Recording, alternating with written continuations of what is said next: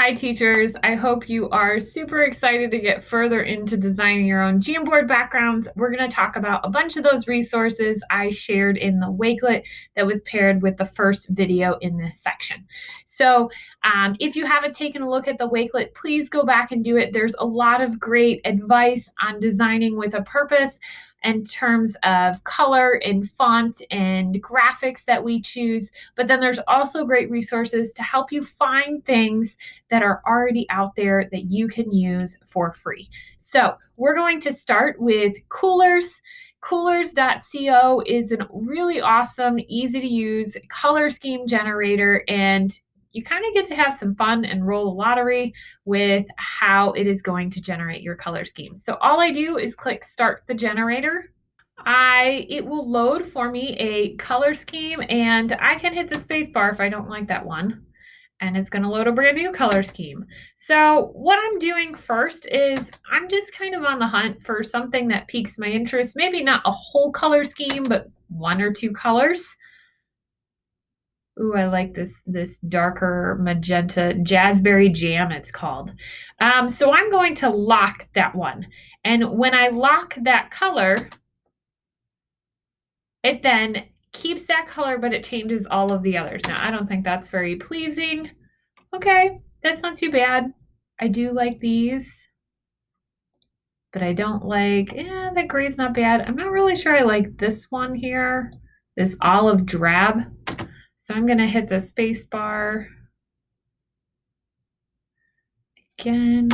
Let's see. Well, it's not coming up with any other suggestions with all four of those locked. So maybe I don't even use the olive drab, to be honest. But now I have four colors that I really like, and I can drag them around so that I can see what they look like next to each other. I can look at the shades of that color so I can see all of the incremental shades. I can see this one is highlighted. That's the exact one I have. I can toggle it back, and then I can copy that hex code. And that is what I am going to need in order to add this to Google Slides. So I'm going to go back to Google Slides because that's what I was using to create. But keep in mind, you can use Google Drawings. Works the exact same. There's just only one slide to work with. So I'm going to go up, and I'm just going to add this color. I guess I need something on here to add a color with. Once the color's in your color palette, then you don't have to keep changing it. I'm just going to draw a square here real quick, and I'm going to go up to fill, and I'm going to select custom. And then all I'm going to do is use my Control V to paste in that code, and it's automatically going to find that exact shade of magenta. So I like that. We're going to head back to Coolors and do the same thing, copy the hex code for this purplish color, and we're going to click custom and get rid of that and paste in my new purplish color and click OK. Now I've changed the color of the square, but take a look. Underneath my custom are now those two colors, and I can add additional colors. So you can load in all of the custom colors that you want ahead of time, so then you don't have to spend time looking up those hex codes along the way. So that's Coolors. There's other things you can do with the site and dig in further, but that can help you just think about what colors you're pairing together and realizing that some colors, they really battle each other on the screen. The next one is a gradient creator. Now, gradients are when you go from one shade to another shade or one color to another color. And this one, you can toggle through different gradients. Some of them you can definitely tell that's a gradient, and then others you're like, I don't really know if that's a gradient, but at the top of the screen, it will give you the hex codes as well. So let's say I love this deep sea space. It's making me think a lot about the ocean, and I'm creating an activity with the ocean. So I'm going to go back into my, I'm going to delete this square. I'm just going to use this blank white slide here. And what I want to do is I do want to change the background, or I could drag a square and create this gradient. You can create gradients and shapes too. So I'm going to click color, and I'm going to select gradient. And then I'm going to come down and select custom.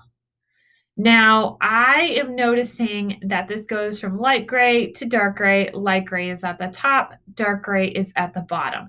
So if I'm copying these hex codes, I want to pay attention to the direction that I want the color. So I want this dark color at the bottom. So I'm going to click this box over here. When this changes, I'm going to select custom. I'm going to paste in that hex code. And then I'm going to come over here, select the lighter gray, select custom, and grab that other hex code. And paste in that hex code and select OK. Now I'm seeing that this is the direction I want it, but you do have other options. You can do a radial, and then you can change the angle at which your gradient is happening. You can also add further gradient stops where you can add additional colors or just make the color a little bit more intense. So as I drag this, you'll notice I have a lot more dark and a lot less light. If I don't want that stop, then I just hit remove and it removes there. Now I can choose to rotate with the shape, but I don't have to. I want to go back to that 90. I really like with the dark on the bottom. Okay. Ooh, that looks nice. So that's your gradients. You can toggle through a bunch of different gradient suggestions. You don't have to use suggestions. You can obviously come up with your own as well. Taking a look at font pairings and fonts within Google. Your fonts, we're actually going to look over at just our fonts within Google. Here we go. So we can search all of the Google fonts, and this is all of the Google fonts that are available. And there's a bunch of different things that you can do. You can search up here by a name if you know something. You can type a sentence. So if you know that you want to put under the C at the top of your background, you can type under the C and then take a look. For whatever reason, it's not pulling the S at this moment, but I can see what these fonts would look like in the words under the C. Oh, there it goes.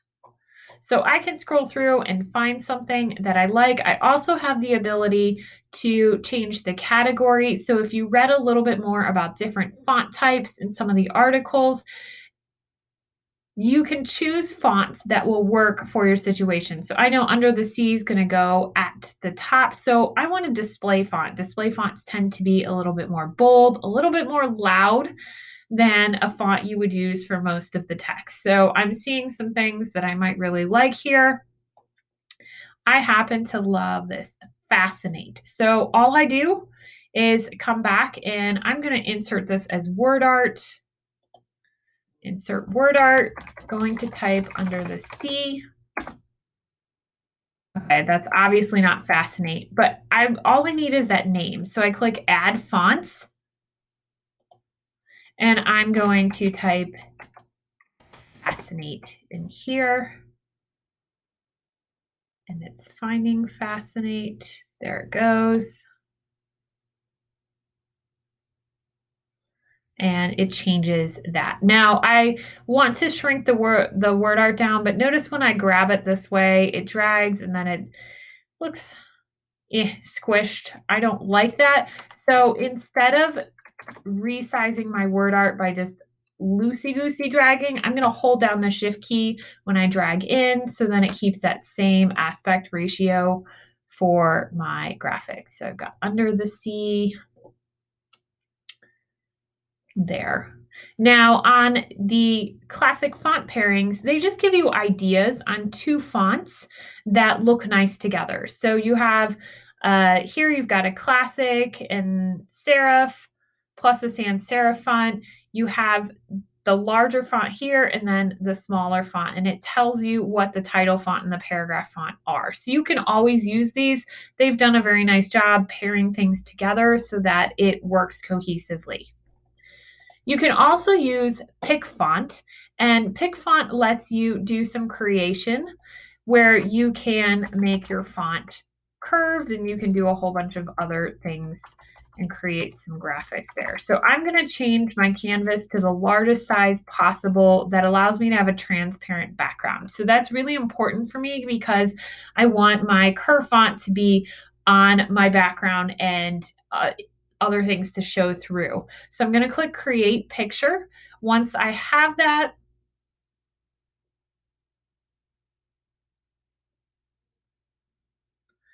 I can tell I'm on a transparent background because I'm getting that crosshairs there, but it doesn't seem to have all loaded at the moment. And I'm going to just type under the C here. And I'm going to select from this giant list of fonts. If I want to see what they look like, I can choose this way. There's some even more creative fonts in here than what you might find in Google. And I can scroll pretty quickly to see what's something I like.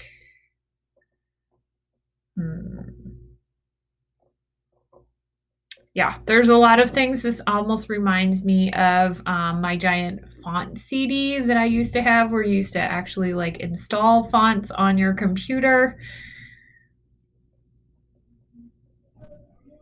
Okay, that looks kind of cool. I like that.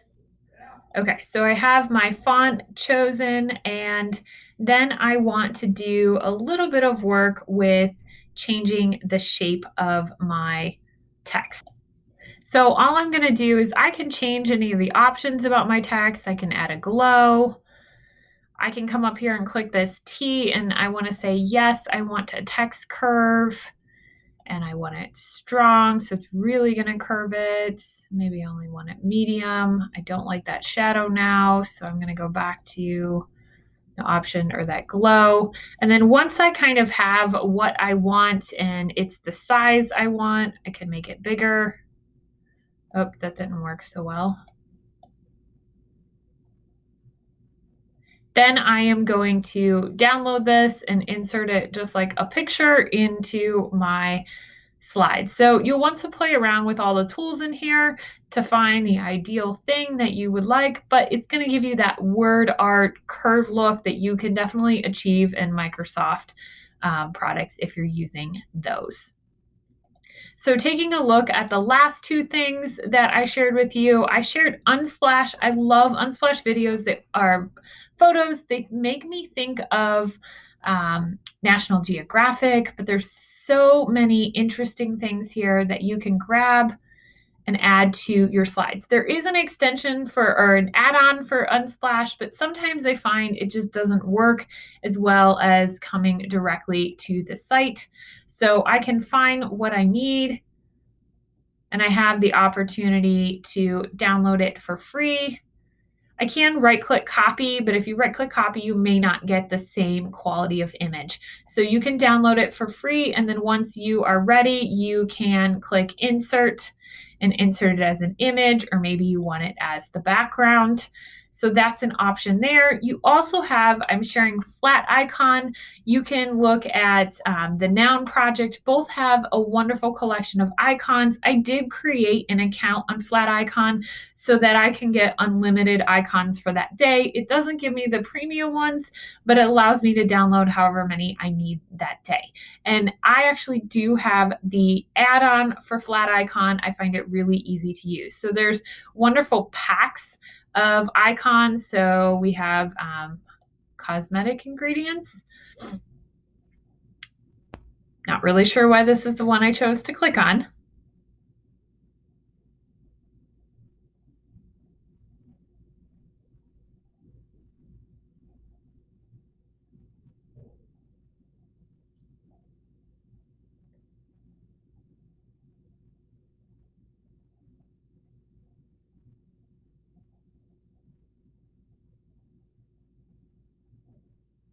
So you can see here, you can register and download the icons individually, or we can come up here and I am going to go to my add-ons, select icons for slides and docs, click start.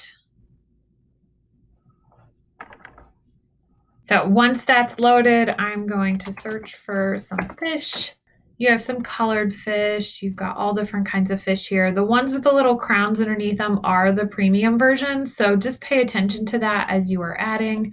There's a cute little fish that I want to add. And I'm going to click insert. If they're black and white ones, a lot of times you have the option to recolor them, but I think these looked so much better than trying to find random clip art because I can find so many that just go together. And again, I'm creating that cohesiveness in my design so that things don't look like they're all over the place.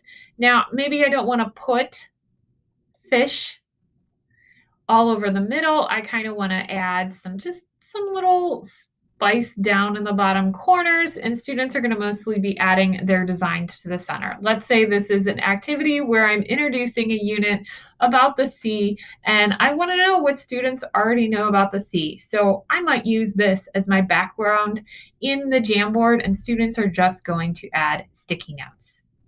So hopefully you find some of these resources useful, play around with them, and don't hesitate to reach out if you have any questions about how to use any of these tools.